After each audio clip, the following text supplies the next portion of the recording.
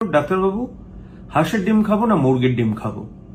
খুব সহজে বোঝানোর জন্য আমি এটাই বেছে নিই যে হাঁসের ডিম সাইজে বড়, আপনারা জানেন, অর্থাৎ 4টে মুরগির ডিমের সমান ইকুয়াল তার পুষ্টি এবং অসুবিধা 3টে হাঁসের ডিমে কিন্তু আপনারা পাবেন।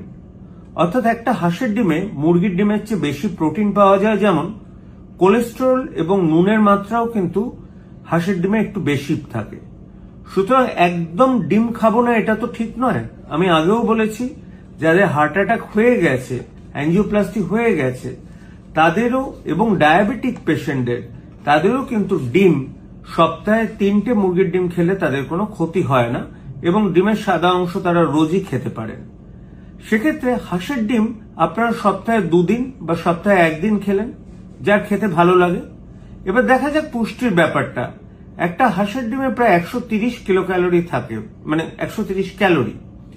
প্রোটিন থাকে প্রায় 9.9 গ্রাম, ফ্যাট কিন্তু প্রায় 10 গ্রাম থাকে। এটা আপনাকে একটু মাথায় রাখতে হবে।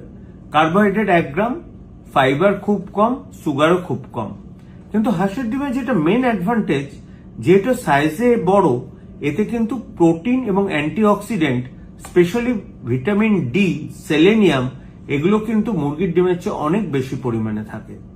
সুতরাং অবশ্যই আপনারা সপ্তাহে একটা করে হাঁসের ডিম খেতেই পারেন, কোনো অসুবিধা ছাড়া। আর যাদের কোনো অসুখ নেই, তারা সপ্তাহে দরকার হলে 5 দিন হাঁসের ডিম খেতে পারেন, 7 দিন মুরগির ডিমের বদলে।